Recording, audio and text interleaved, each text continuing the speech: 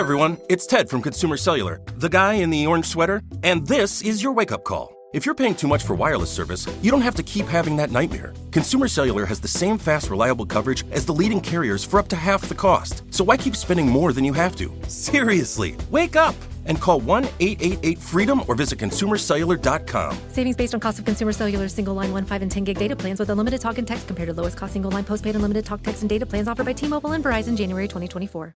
You know that feeling when you walk into your home, take a deep breath, and feel new? Well, that's what it's like to use Clorox Scentiva. Because Clorox Scentiva smells like coconut, cleans like Clorox, and feels like energy.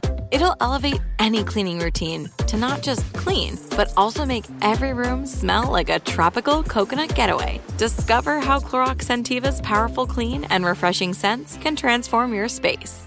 Get yours in coconut or other fabulous scents at a nearby retail store. This episode is brought to you by Navy Federal Credit Union. Buying a home in today's market can be overwhelming. Luckily, Navy Federal Credit Union's new home buying center has everything you need. With services like verified pre-approval, which shows sellers you're a serious buyer, you have a competitive advantage when making an offer. Navy Federal Credit Union. Our members are the mission. Learn more at NavyFederal.org. Navy Federal is insured by NCUA Equal Housing Lender. Membership required. Terms and conditions apply. Loan subject to approval. Call 1-888-842-6328 for details about credit costs. It can get lonely climbing Mount McKinley, so to entertain myself, I go to ChumbaCasino.com. At Chumba Casino, I can play hundreds of online casino-style games for free, like online slots, bingo, Slingo, and more. Plus, I get a daily login bonus. It's just too bad that up here, I don't have anyone to share my excitement with. Woohoo! Woohoo!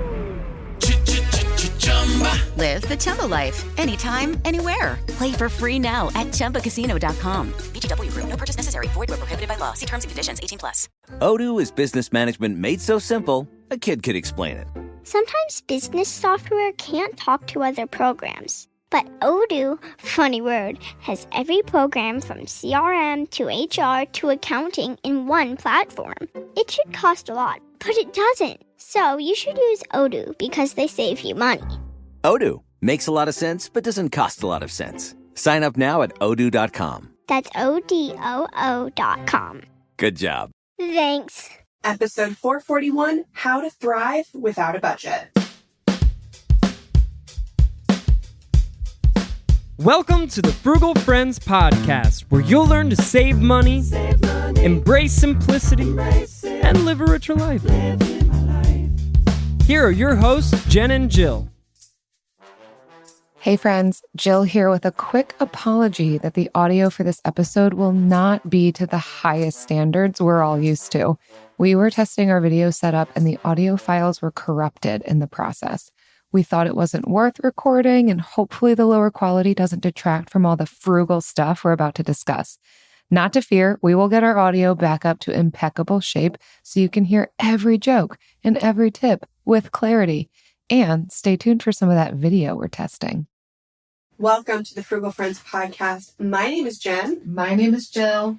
And I got an email recently from a listener asking how I live without a budget, because I am notoriously not anti-budget, but so I love budgets. I love thinking of them more as spending plans. We talk about this in our book, but I don't make a budget.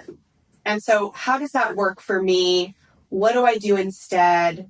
Yada, yada. And so this is our episode on that.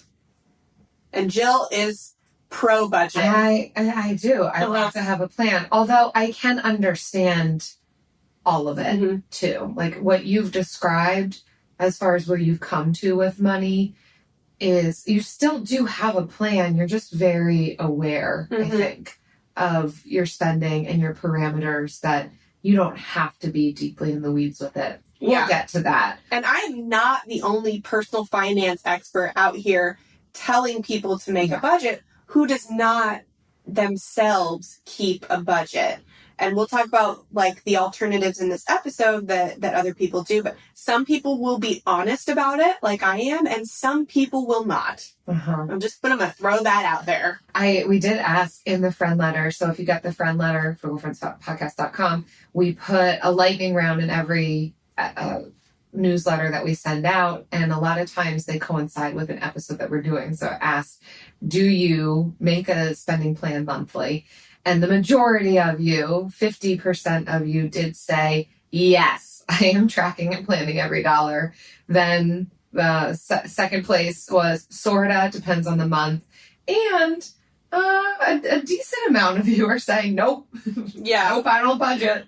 So this is really, I think this is for all of us, but especially you nopers. Yeah. I mean, it's really, honestly, if we're going to be honest about it, a lot of the sortas are no's, but they just feel guilty about saying no. It's a half and half, right? And that's a big... That's true. Yeah, that's big, right? And so half of our audience does not keep a consistent budget. And is it wrong? Can it work? Yeah, that's what we're going to talk about today. But first, this episode is brought to you by the Friendletter. Yes, it's our 3 times weekly newsletter where we are giving you additional things outside of what you get on the podcast. On Mondays, we're telling you all about the food freebies and other freebies that companies, cities, websites are giving away. On Wednesdays, we offer our little saving hacks or buying guides on how to get the best quality products for not the lowest prices, but how can we buy affordable quality over cheap quantity? And then Fridays, we have insight into values-based spending. How can I become a better spender?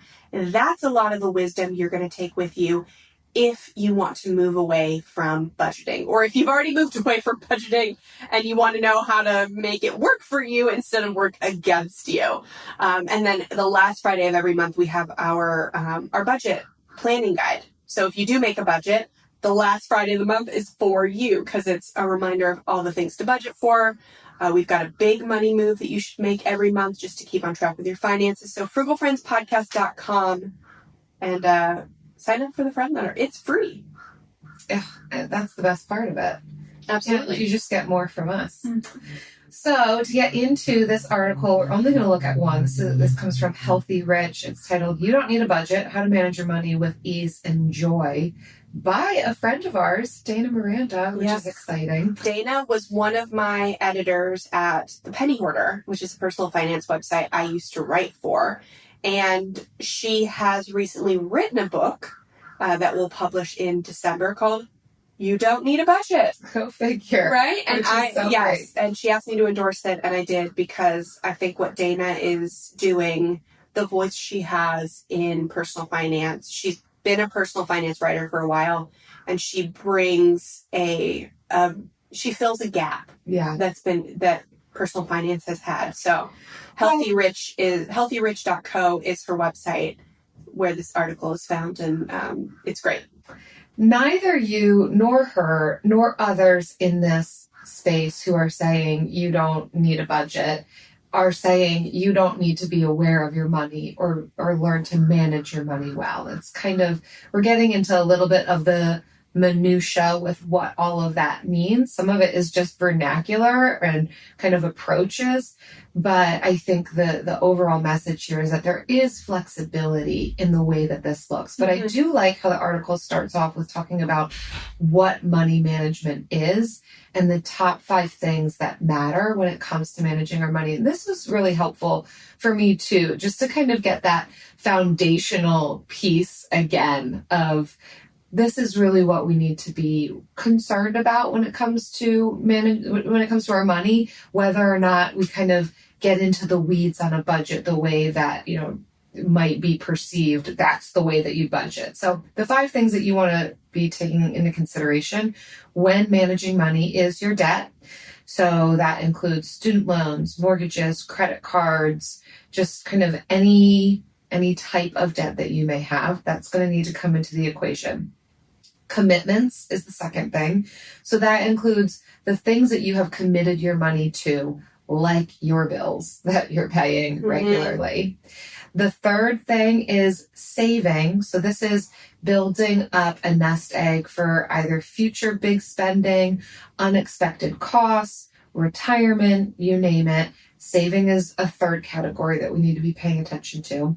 The fourth is spending. So this is all of the other kind of peripheral things that we might be spending our money on beyond just your regular commitments of bills. This would be discretionary spending. This would be all of your groceries, your food, your entertainment, all of that, and making sure that you have enough money to buy the things that you want to do and to be able to do the things that you want to do. And finally, the fifth category to be taking into consideration is income. So where your money comes from and the choices that you can make around your income to either decrease or increase depending on your life goals, what's happening in your season. So obviously those first four categories, we're talking about money that goes out from us. And that fifth final category is the money that comes in. And so managing money well is taking these five categories into consideration. And I think what we're describing here is there's flexibility then in how we manage those five categories. Doesn't mean that we can ignore them, but it also doesn't mean that you have to have a rigid, strict budget that you're looking at regularly. Yeah. And so once you have these five categories kind of under control, not under control, but like once you are satisfied with these five categories, then I don't think you need to have a strict budget anymore unless you enjoy it. The thing is on your way to getting to to managing these five categories well, that is where a budget is useful. That is where a spending plan is useful. We talk a lot about having singularity in your goals. When you are focusing on a lot of different goals at one time, like getting control of your spending, increasing your income, paying off debt, yada, yada, then you don't make a lot of headway in any of them. But when you can take a season to focus on one goal at a time, and it doesn't have to be, I focus on this goal only until it's done and then I move on to the next one. That's not what we're saying. But when you commit to a season to paying off debt, and then you choose another season and you're committed to saving and getting your savings, all of your savings accounts, set up and where you want to be. And then spending a season focusing on your spending, figuring out what you value and getting alignment. Another season on your income and looking for jobs, raises, setting up alerts so that when you're not focusing on your income, you're still catching things as they come along. Like, you need to be focusing on one thing at a time. You get to decide how long that time is, though. And while you're focusing on each one of those, a spending plan has a tool that serves a unique purpose. So for debt, we know that it helps you allocate more money to debt intentionally. So I think the problem where we're going to go, her next part of the article is why budgets don't work. A big problem is that budget culture says that we have to be perfect with our budget, that we have to do all the things right at the same time, but we don't. And that is a big reason why budgets don't work. So budget culture, definitely it rewards restriction and deprivation, which are unsustainable. And this is unhealthy budget culture. If you've experienced any of this, then you've experienced budget culture. It ignores the dynamics of income, interest, and spending. So interest, I would say, is synonymous with values. It demonizes spending, which is the whole point of money. It categorically labels certain money moves as good or bad for everyone. And it values efficiency and economy over human health, happiness, and well-being. And we agree with these 100%. And that's a big reason, like, I practice values-based spending and I love it. And because I am so intentional with my spending, a budget is less necessary for me. And it gets me out of this budget culture that I really did suffer with. I really suffered in budget culture. And that's another reason why I don't participate, is because of some of the, I don't know, like bad feelings, bad vibes I get from that experience. There can be such a rigidity and a staticness to budgets. I still think that there's personally so much room to make it what you want it to be, but for how budgets are typically understood to be, absolutely, this is so true. One of the other things that they point out is that oftentimes budget, it plays into this myth of wants versus needs. They describe this so well that, and we talk about this too in our book, that it can be really hard to distinguish between what is an actual want or need. Many times within budget culture, one of the first things that an expert is going to tell you to do is, well, figure out what your needs are and prioritize those to be spending on: food, shelter, clothing, transportation, whatever it is that your needs are. But then it gets so into the weeds, because how do we then define, well, yeah, so my need is food, but is the food allowed to be tasty? How much am I allowed to be able to spend on the food? Am I allowed to have variety, right? Like, we can spend so much more than we actually need to on food, even though food is a need. Sometimes it's our category of biggest spending beyond our housing and transportation, because of all the things, all the extras that we might add on to it. And so I think I agree with kind of what they're highlighting here, that it's not so simple. It's not so black and white to just say, well, what are your wants and what are your needs, and cut out some of your wants and only go for your needs. It's like, well, but to what degree am I able to meet my needs? Which is why, again, values-based spending is just so much better, because it's that blend of wants and needs. It's the recognition of our hierarchy of needs. We have many different types of needs, not just our safety needs. We have physical needs, needs for belonging, needs for self-esteem, self-actualization, and being able to allocate some money towards all of those various types of needs, maybe to different degrees, is important. And so we need a whole lot more flexibility than some of the, again, rigidity that the typical budgeting offers. Yeah, I love the conversations of wants versus needs, because when we think of needs, we think of like Great Depression level, like bare bones needs. When we look at that hierarchy of needs, yes, food, shelter, they're at the base. They're the biggest. But we do need self-actualization, self-fulfillment, self-esteem. If we are not meeting those needs in a way that we either spend on them, or better yet, we get creative with how we meet them, so we're not spending, but we are still focusing on them and recognizing them as needs. If we don't do that, we'll spend in other places, and we will impulse spend to fill gaps and meet needs that these things we're buying will never meet. And so we're wasting money, and we're not really fulfilling the needs. So not only are we wasting money, we're not getting fulfillment. We're not getting what we wanted from it. And so when you recognize that your needs are a hierarchy, then you can more easily figure out if your spending is a want or a need. So if it's spending on like doing something with a friend, if you know what you really want is time with the friend, then you can first ask yourself, how can I get creative and meet the true need without spending? If it's not a possibility, it's okay. We go to spending money and we don't feel guilty about it.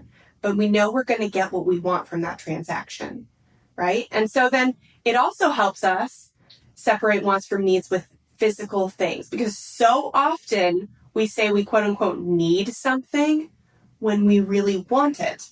So like, I got a laptop backpack recently. I had my laptop backpack for 6 years, and it is all the fake leather is starting to peel off. Like, it's basically all peeled off. It looks very gross. It still functions as a laptop backpack. Do I need a new laptop backpack? No, I don't need it, because this still functions. Do I want one? Yes. Yes, I want a new laptop backpack that looks pretty, functions a little bit better, maybe has a few more features that this one doesn't. And I want it, and that's okay. But so often we will say, like, I need something because of this, and we'll try to justify it to ourselves when really it's a want. And we don't want to say it's a want because we don't want to feel like the type of person that just like replaces things willy-nilly, like we're irresponsible with spending. No, we need to know the difference between our wants and our needs. That is neutral and unique to every person. And you can spend on both. I think is what we're Yes. saying here. You can acknowledge it as a want and still be able to spend on it if doing this intentionally, not impulsively, and aware of kind of all of those money management pieces and strategies. With big wireless providers, what you see is never what you get. Somewhere between the store and your first month's bill, the price you thought you were paying magically skyrockets. With Mint Mobile, you'll never have to worry about gotchas ever again. When Mint Mobile says $15 a month when you purchase a 3-month plan, they mean it. So you can say bye-bye to your overpriced wireless plans, jaw-dropping monthly bills, and unexpected overages, and get a premium wireless plan starting at just $15 a month. To get this new customer offer and your new 3-month premium wireless plan for just $15 a month, go to mintmobile.com/frugal. That's mintmobile.com/frugal. Cut your wireless bill to $15 a month at mintmobile.com/frugal. $45 upfront payment required, equivalent to $15 a month. New customers on first 3-month plan only. Speed slower above 40 gigabytes on unlimited plan. Additional taxes, fees, and restrictions apply. See Mint Mobile for details. AI might be the most important new computer technology ever. It's storming every industry, and literally billions of dollars are being invested. So, buckle up. The problem is that AI needs a lot of speed and processing power. So how do you compete without costs spiraling out of control? It's time to upgrade to the next generation of the cloud, Oracle Cloud Infrastructure, or OCI. OCI is a single platform for your infrastructure, database, application development, and AI needs. OCI has 4 to 8 times the bandwidth of other clouds, offers one consistent price instead of variable regional pricing, and of course, nobody does data better than Oracle. So now you can train your AI models at twice the speed and less than half the cost of other clouds. If you want to do more and spend less, like Uber, 8x8, and Databricks Mosaic, take a free test drive of OCI at oracle.com/strategic. That's oracle.com/strategic. oracle.com/strategic. Managing finances can feel complex, but the Monarch Money app keeps things simple. With just this one app, you can connect all your accounts so you can budget and track your net worth all in one place. Monarch is the top-rated all-in-one personal finance app. You get a comprehensive view of all of your accounts, investments, transactions, and more. Create custom budgets, track progress toward financial goals, and collaborate with your partner. Plus, Monarch helps you make smart money moves to get you closer to your goals. And now, get an extended 30-day free trial when you go to monarchmoney.com/frugal. No one wants to spend hours juggling accounts or having some unwieldy spreadsheet, which is why we love how simple it is to manage our money with Monarch. After trying out Monarch myself, I understand why it's a top-rated personal finance app. And right now, listeners of this show will get an extended 30-day free trial when you go to monarchmoney.com/frugal. That's monarchmoney.com/frugal for your extended 30-day free trial. Go to monarchmoney.com/frugal for an extended 30-day free trial. You hear more and more about identity theft in the news every day. Maybe that's because so much of your personal information is out of your control. Like your insurance provider that has your social security number and your favorite retailer that has your payment details. If they get breached, your information is vulnerable. Fortunately, there's LifeLock. LifeLock monitors hundreds of millions of data points every second for identity threats. If your identity is stolen, a LifeLock US-based restoration specialist will help solve identity theft issues on your behalf, guaranteed, or your money back. Plus, all LifeLock plans are backed by the $1 Million Protection Package, meaning LifeLock will reimburse you up to the limits of your plan if you lose money due to identity theft. You might not be able to control how others handle your personal information, but you can help protect it with LifeLock. Save up to 40% your first year at LifeLock.com/iHeart. That's 40% off your first year at LifeLock.com/iHeart. Terms apply. Looking for the perfect night's sleep? Brooklyn Bedding has you covered. With over 25 years in the mattress industry, Brooklyn Bedding combines top-tier comfort and quality without the hefty price tag. Every mattress is designed and assembled by master craftsmen, ensuring expert oversight. Plus, they have a factory in Arizona and ship conveniently to your front doorstep for free. Choose from a range of firmness levels, heights, and dimensions, including non-traditional sizes, to find the perfect mattress fit for your needs. And with a 120-night sleep trial on all mattresses, you can rest easy knowing you're making the right choice. Visit brooklynbedding.com to learn more and take advantage of their 25% off site-wide sale going on now. So let's get into the second part of the article where she kind of gives us specific tips on ways to be able to manage our money without budgeting. So again, we are still managing money, just not with a strict budget. So the first one is to map your money. So for you, if budgeting is creating a ceiling for how you can use your money, money mapping is opening a door to the outside and discovering the sky's limit, how you can use your money instead. So money mapping focuses on the big stuff, the things that really matter, not necessarily on your tiny little spending that happens occasionally, your coffee, your little treats, that kind of a thing. Mapping your money gives you that financial snapshot so you can see how it fits into life in a bigger way. So a money map will help you to know what's coming in, where's it going, what are you working towards, and what's free to spend.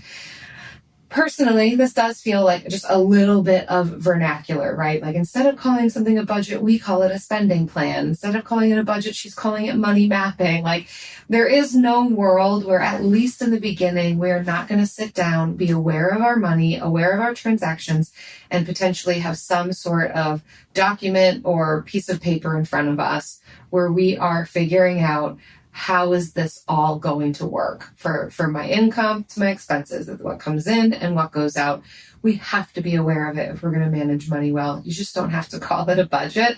It can be a lot more loosey-goosey, and you can focus on those bigger items. Again, what's coming in? Where's it going? What are we working towards? What's free to spend? Yeah, I mean, when you are thinking about those 5 categories of money management, and you are focusing on one at a time, this is a tool, a money map, a spending plan, whatever, is just a tool to help you reach that goal faster. So reaching that goal, you can reach it at any speed, right? And so a budget will just help you reach it faster. So if you're trying to reach a goal faster, you want to incorporate a budget. If it's just something you're kind of breezing with, just like if you feel good with all 5 categories and you're just breezing, then maybe it's not a tool that you need to utilize right now. Mm-hmm. So look at it that way. It's only a tool to help you get more of what you want. So the second one is use a yes fund.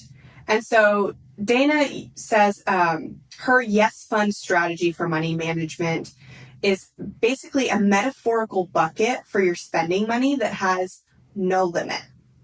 So this is kind of using the psychology that restrictive limits are impractical, because as soon as you say you can't have something, your brain automatically wants it.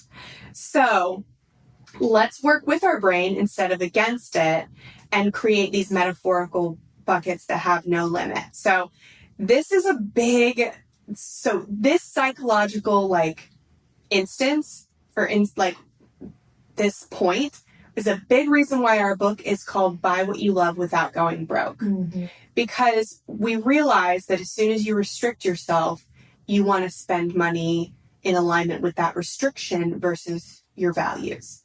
So what if we just took away the restriction and you can spend on anything with no limit? But how can you also do that without going broke? Mm-hmm. And that was the heart behind our book, is this right here. So for Dana, she just kind of goes over the metaphorical bucket. And I think our book kind of takes this a step beyond that and says, okay, the way that we can operate within this without deprivation is by identifying our values. Mm-hmm. So let's identify what values are. Let's identify how important they are based on a hierarchy of needs. Let's figure out how we want to spend within them, how we want to get creative without spending, and what we want to say no to. And so that's what Buy What You Love Without Going Broke is all about, is how do we figure out which metaphorical buckets to pick so that you can have no limit on it, but you're also equipped with the tools to acquire those values without spending. Mm-hmm. And then you're also equipped with the tools to say no to all the things that lie outside of the metaphorical bucket. The next one is to automate everything, which I could not agree with more. We love automation. So whether that's even your credit card payment, now you can automate your credit card to be the balance, not just the minimum payment. Your bills, your rent, mortgage, you name it. If it can be automated, we recommend that. It takes a lot of the decision fatigue out. It takes a lot of the needing to be in the weeds with your money regularly. And they make this caveat, and I think it's a great caveat to have. This is only going to work if you do keep a relatively hefty amount of money in your checking account. This is going to play into your own knowledge of how much money do you bring in every month, how much money goes out every month, and keeping about that monthly amount within that checking account so that you can set it and forget it, and you don't have to worry about, oh no, is there going to be an overdraft fee? Is there enough money happening? So again, this takes preparation time. If this is not the way that you are accustomed to living, then it's going to take some time of being a little bit more in the weeds, maybe having things on paper, adjusting some various behaviors and outlooks to be able to have this level of cushion in your checking account.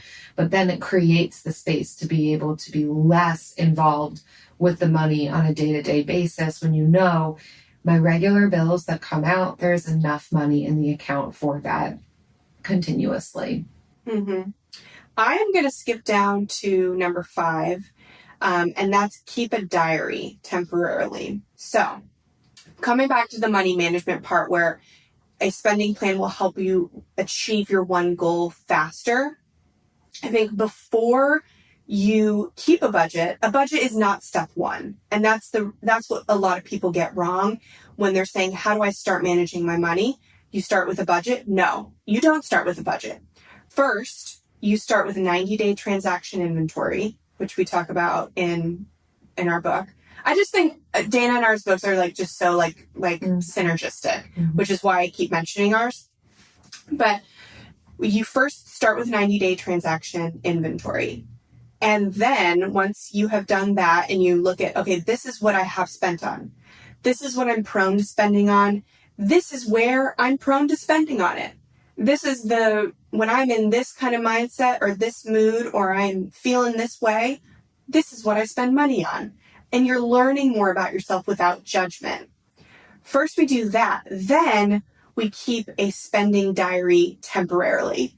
It's because it's a lot of work to keep a spending diary because we spend a lot of money, every day. And it's good to be aware of how often you're pulling out your card. That's one of the points of the spending diary, is to make you aware in real time what you are doing and how much you're doing it. So it'll take you a day or two to do your transaction inventory. And so Dana doesn't really give a time period. I would say 4 weeks. Mm-hmm. 4 weeks, 1 month is a good amount of time to keep a spending diary. Yeah. And she gives a few recommendations for how to do that. You can, at the end of each day, look at your bank account, credit card transactions.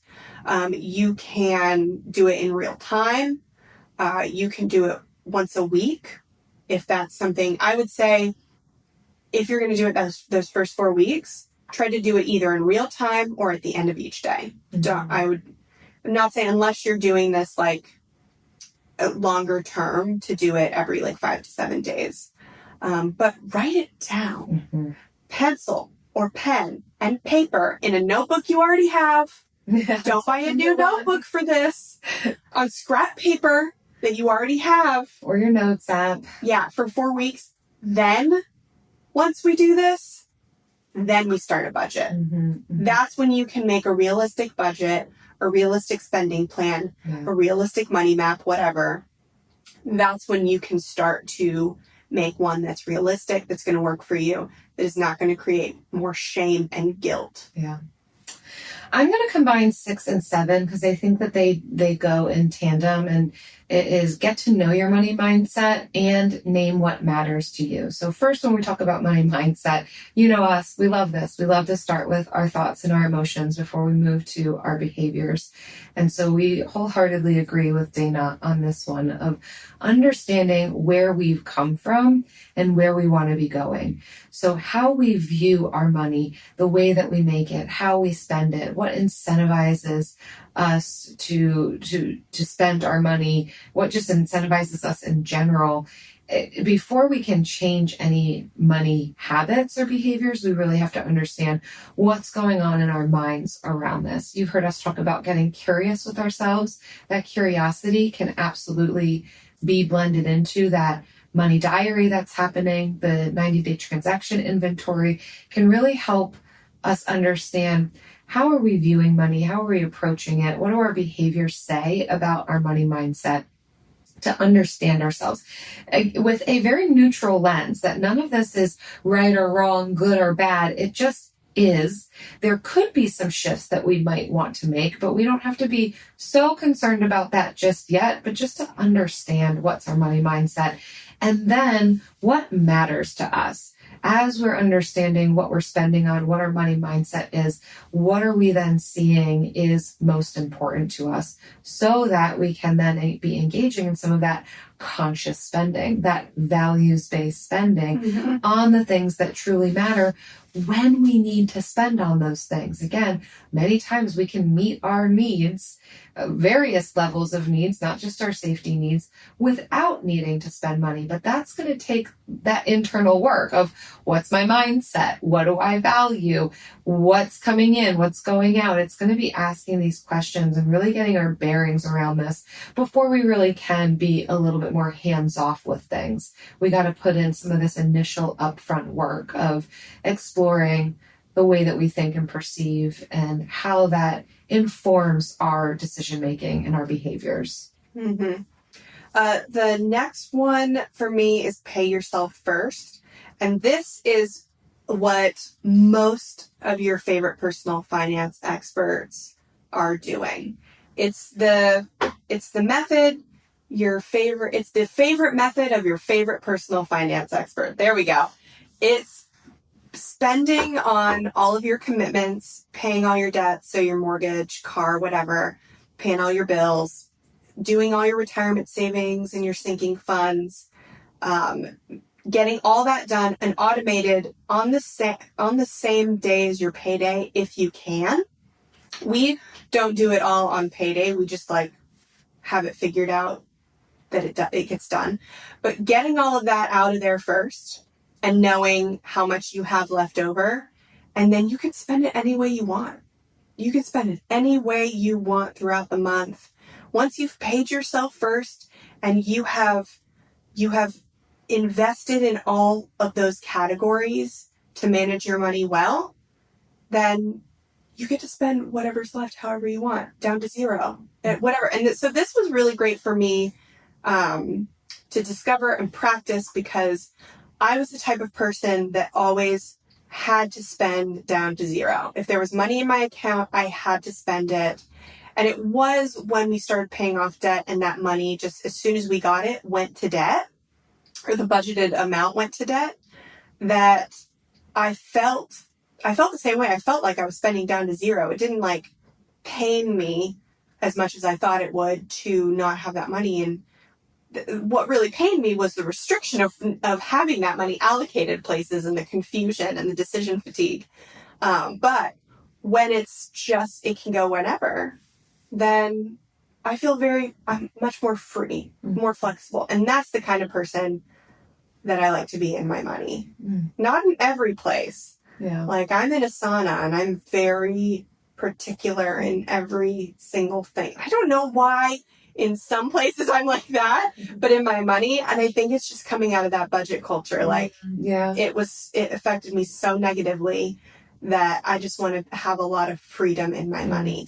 Well, that ties in with 10. I'm going to skip over to 10. I might make a comment on 9, but avoid restriction and deprivation. We are not about that. And that's pretty much what we're pushing back on entirely with the typical idea of budgeting, is how restrictive and depriving it can feel. We've talked a bit in the past about how some of the decisions that we need to make around our money based on what's coming in and what's going out, there might be times where there is sacrifice, or maybe we would have wanted to do something, but because of all these other goals and values that we've chosen to prioritize, we're going to have to say no to that. But it shouldn't feel like deprivation. It might be a sacrifice, and hopefully only for a time, when we can kind of morph and shift, because as we've said, we can value anything, we can love anything, but most of us are not going to be able to love all of it all at once. Yeah. Value all of it all at once. There is going to need to be some prioritization that happens here. But I think when we can do some of that internal work of what is most important to me, then we don't have to be making these restrictions or depriving ourselves in the most important, biggest categories. So we can say really emphatic yeses to the things that we've said, this is actually most important. So it's going to be easier for me to say no. It'll feel like a sacrifice, but it won't be ultimate restriction, because I am still getting some of these other things that are both wants and needs in these other categories.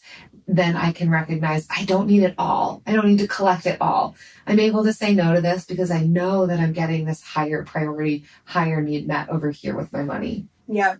Yeah. You know what? I want to talk about this like much higher need that's even more than a budget. And it's going to help us get to all of our financial goals faster.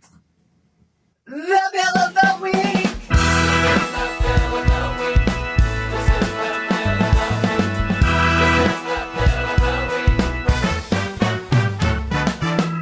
That's right. It's time for the best minute of your entire week. Maybe a baby was born and his name is William. Maybe you paid off your mortgage. Maybe your car died and you're happy to not have to pay that bill anymore. Duck bills, Buffalo Bills, Bill Clinton. This is the bill of the week. Hi, Jen and Jill. This is Penny from beautiful Victoria, BC on Vancouver Island. My bill of the week is that shopping malls are for more than shopping. I recently made a spring wreath at my shopping mall that looks beautiful in my kitchen. All supplies and instruction were free, and I had a wonderful time being creative. I suggest your listeners sign up to their local shopping mall newsletter to find out more about free events happening at the mall. Okay, Penny. That's a fun Canada kind of doing it up with the shopping malls. I know. I do wonder if Canada is just doing it better. Better, yeah. Mm-hmm. But I mean, still, we always say like, sign up for your city's email or your neighborhood's email or wherever, some kind of local email, because they'll have free events like advertised. Mm-hmm. Yeah. If you're nervous about signing up for a shopping mall email, then figure out where would that shopping mall advertise its events? Like which newsletter would it advertise in? Mm-hmm. And subscribe to that. So yeah. Yeah, we love free events. Love Whether you're finding them on Facebook, local events section. I also know libraries. We love local libraries. They will often do events like this, whether it's a crafting event. Sometimes they'll even bring in speakers to talk on various topics. They'll do something themed around insects. If there's an insect of the month, they'll do like a learning time. I love the insect of the month. And is it Home Depot, like the first Saturday of every month, will do a craft for kids. Craft that's very fun. Supplies. Yes, like they give your kid a real hammer. Like it's dangerous and they love it. But it is a free activity. Yes. We love free activities. Thank you so much, Penny, for sharing that. If you all have a free activity to share with us, whether it's unusual or just fun or creative, or you're just out here being Bill and you want to tell us about your life. Maybe you did an activity and your name is Bill. Just any activity. FrugalFriendsPodcast.com/Bill. We can't wait for it. Time is a luxury for us, especially if you're a mom. That's why we need a skincare routine that's easy, fast, and gives us results. Plus, what if your products had thousands of 5-star reviews, were natural and affordable? Well, say hello to Dime Beauty. Dime Beauty is clean, high-end skincare that is affordable, and it really works. Not sure where to start? I highly recommend the Work System. It's everything you need in one powerful package. Take out the guesswork with a proven routine that includes a gentle yet effective cleanser, a super skin toner, 2 incredible serums, and 2 luxurious moisturizers. See what everyone is raving about. From serum sets to the always sold-out retinol alternative TBT cream, you'll find your perfect skincare match. Dime has over 2 million happy customers, and their product reviews are literally 5 stars. Love your skin again. Go to dimebeautyco.com for 20% off with code GETDIME. That's dimebeautyco.com, code GETDIME for 20% off. Have you made the switch to Knix? Millions of women have made the switch to the revolutionary period underwear from Knix. That's KNIX. Period panties from Knix are like no other, making them the #1 leak-proof underwear brand in North America. They're comfy, stylish, and absorbent, perfect for period protection from your lightest to your heaviest days. They look, feel, and machine wash just like regular underwear, but feature incognito protection that has you covered. You can shop sizes from extra small to 4XL. Choose from all kinds of colors, prints, and different styles, from bikinis to boy shorts, thongs to high-rise. You've got to try Knix. See why millions are ditching disposable, wasteful period products and have switched to Knix. Go to knix.com and get 15% off with promo code TRY15. That's knix.com, promo code TRY15 for 15% off life-changing period underwear. That's knix.com. With the Lucky Land Slots, you can get lucky just about anywhere. Dearly beloved, we are gathered here today to... Has anyone seen the bride and groom? Sorry, we're here. We were getting lucky in the limo and we lost track of time. No, Lucky Land Casino, with cash prizes that add up quicker than a guest registry. In that case, I pronounce you lucky. Play for free at LuckyLandSlots.com. No purchase necessary. VGW Group. Void where prohibited by law. 18+. Terms and conditions apply. Hey everyone, it's Ted from Consumer Cellular, the guy in the orange sweater, and this is your wake-up call. If you're paying too much for wireless service, you don't have to keep having that nightmare. Consumer Cellular has the same fast, reliable coverage as the leading carriers for up to half the cost. So why keep spending more than you have to? Seriously, wake up and call 1-888-FREEDOM or visit consumercellular.com. Savings based on cost of Consumer Cellular single line 1, 5, and 10 gig data plans with unlimited talk and text compared to lowest cost single line postpaid unlimited talk, text, and data plans offered by T-Mobile and Verizon January 2024.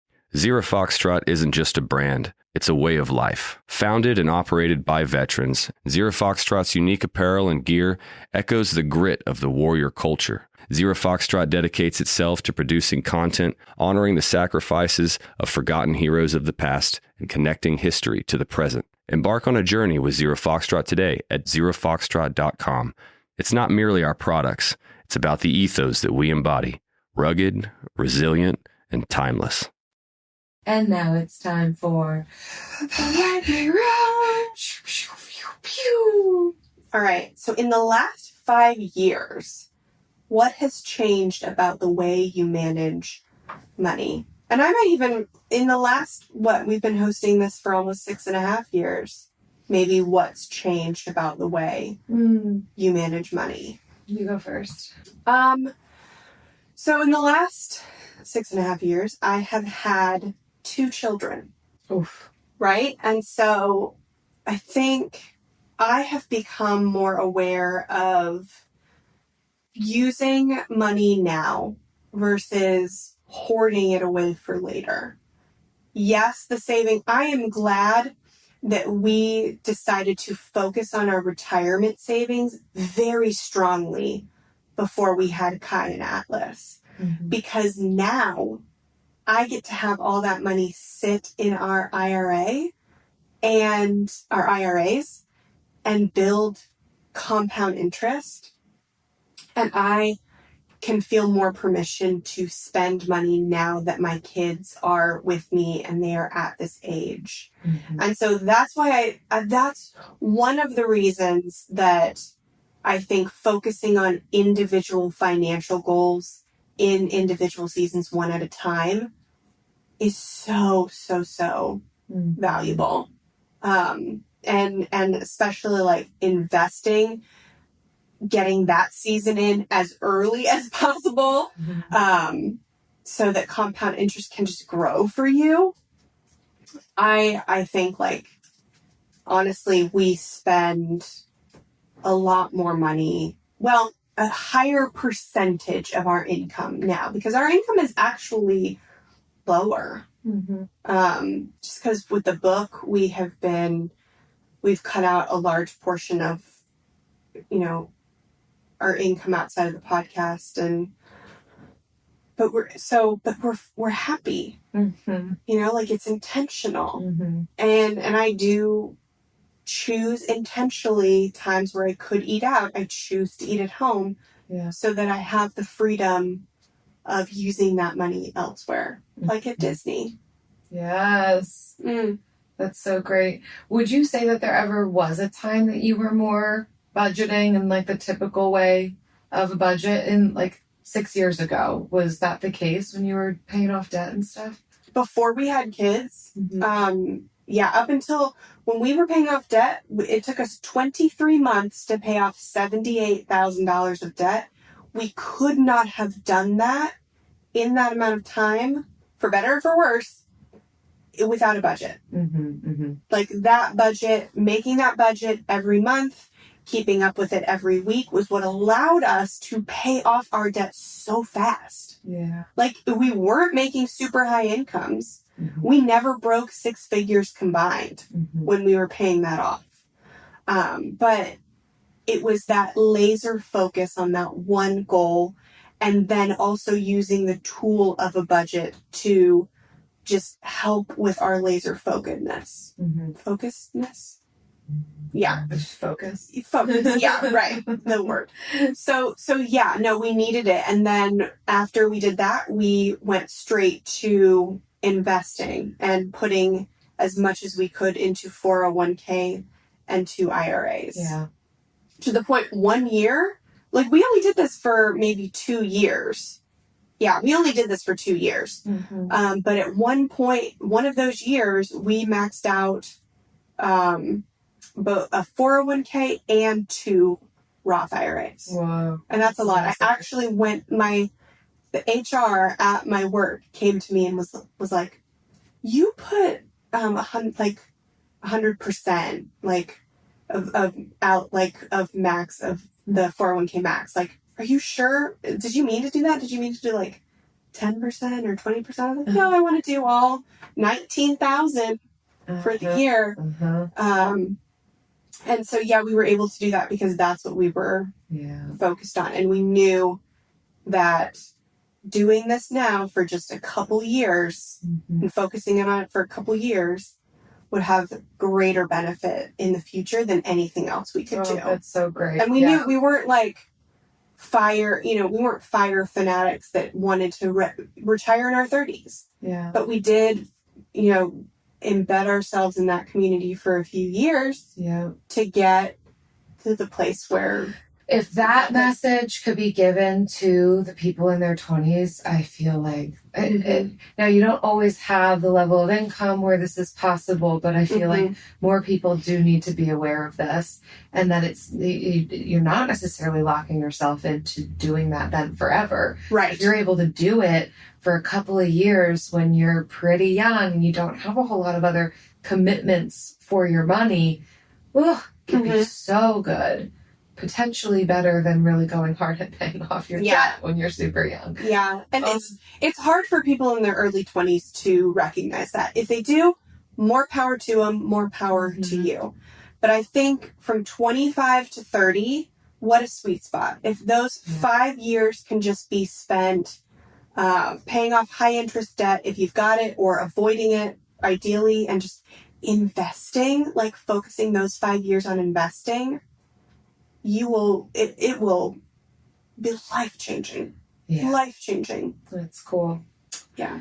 For me, the things that have changed in my money management, I think there was a time when I was doing cash envelope system, although I think I had done away with that by 6 years. Because having cash makes you want to spend it. You've said personally, that before. yeah, it didn't really work for me, and it was too cumbersome to manage the change and the dollars and what to do, and it wasn't as easy to kind of maneuver and strategize the money as it is when it's just kind of more so tracked digitally. Mm-hmm. It worked for me for a time, and then it didn't, and I moved away from that method.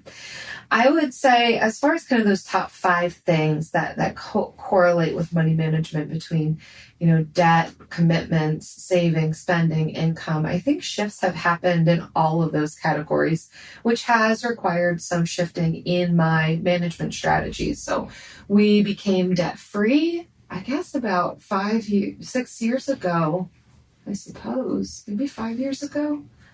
I should actually do the math on that. So not having that debt anymore allowed me to then focus on investing more, being able to allocate in that direction. That's certainly a new thing for me in the last 5 years. And thanks to you, I probably still would not be investing if it weren't for this friendship, this podcast. But yet you all know this, I still am looking at my money bi-weekly. So it's not every day. I'm not in the deep trenches and weeds with it. But for me, being able to look at it twice a month and know where's the money going, and more so, I am very aware of my expenses. So I don't have to check in with a spreadsheet when I'm out pulling out my credit card. I know how much I can spend. I know how much things cost me.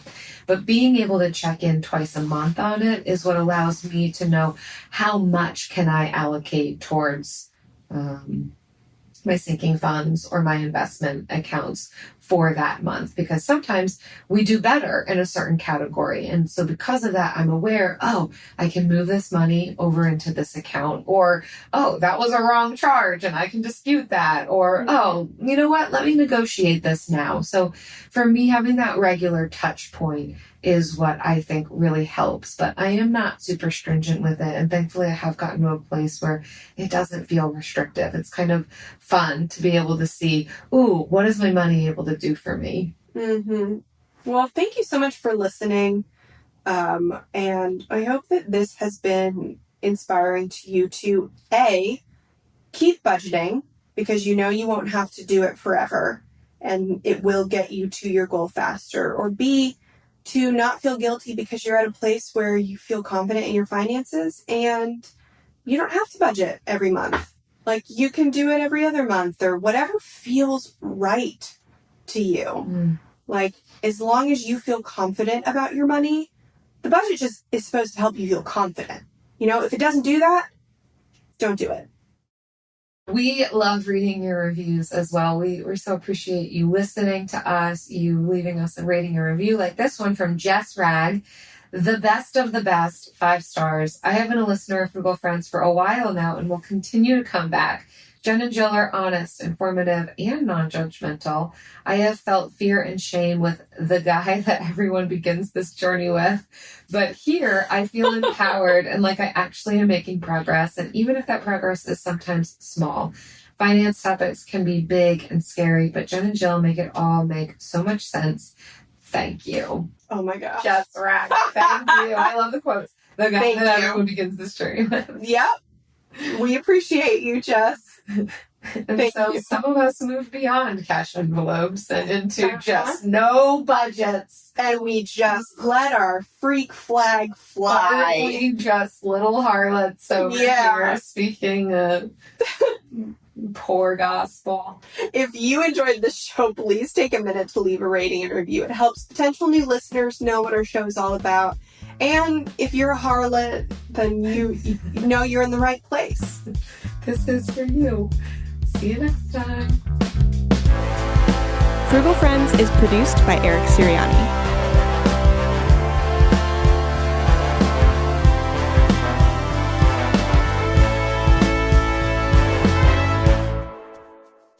I want to something about money, but what is there to be said?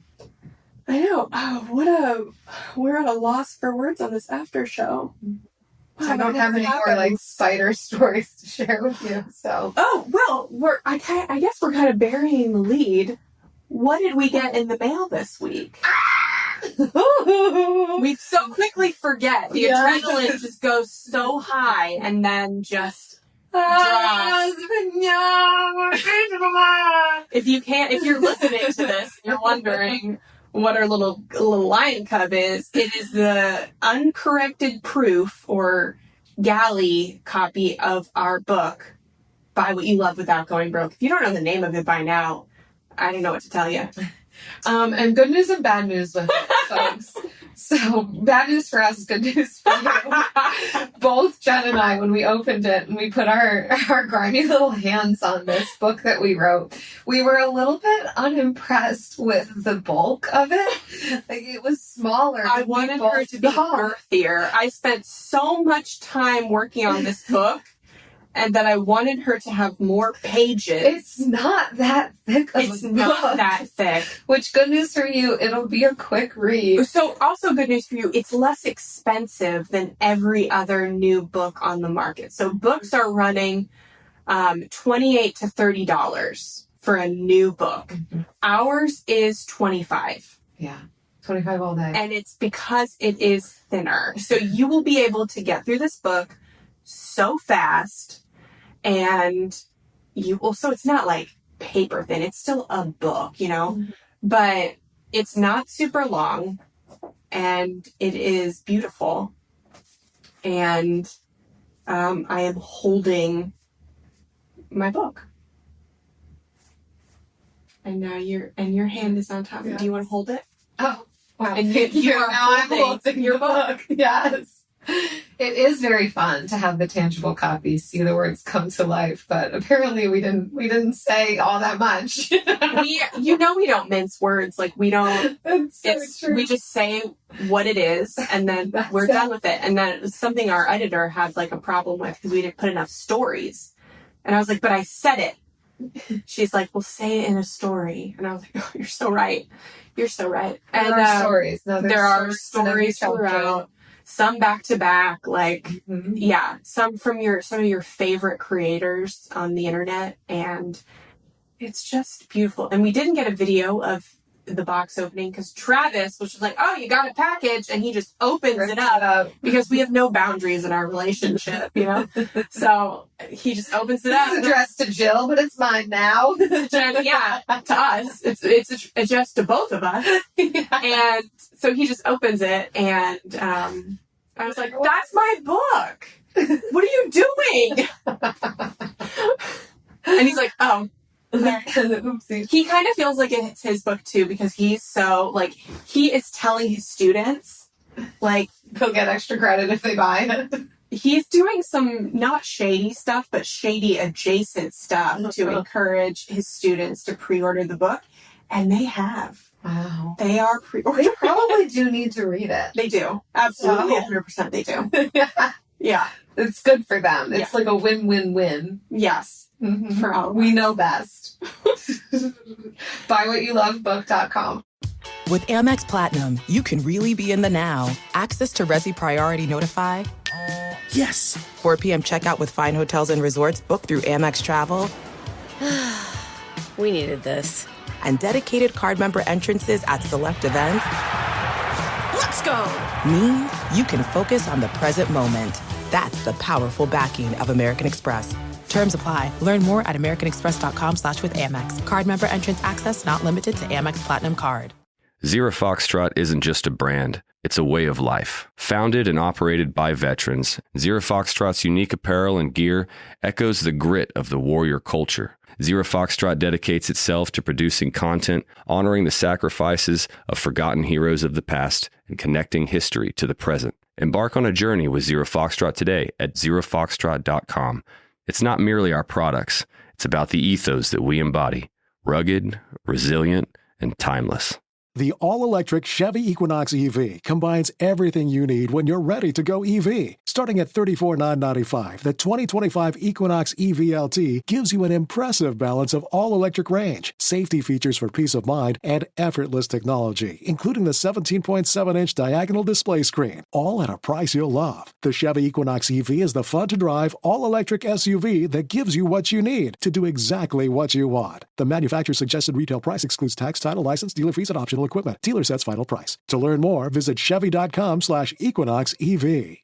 1 in 3 women and 1 in 4 men experience domestic abuse in their lifetime, and nearly half of survivors delay leaving because they can't bring their pets with them. Purina started the Purple Leash Project to help eliminate one of the many barriers domestic abuse survivors face: a lack of pet-friendly domestic violence shelters. Through the Purple Leash Project, Purina is helping to create more pet-friendly domestic violence shelters across the country, so abuse survivors and their pets can escape and heal together. Visit Purina.com/purple to get involved. When it comes to travel bags and backpacks, colorful and unique options are hard to come by. Luckily, Baboon to the Moon has you covered. Baboon to the Moon's bags are made for going places near and far, and for making you the brightest star at baggage claim. Made with super durable materials and a limited lifetime warranty, your Baboon to the Moon bag will join you for all of life's missed trains, unexpected rain showers, love at first sights, and compliments. Check them out at baboontothemoon.com. Now get lost and make the world more colorful.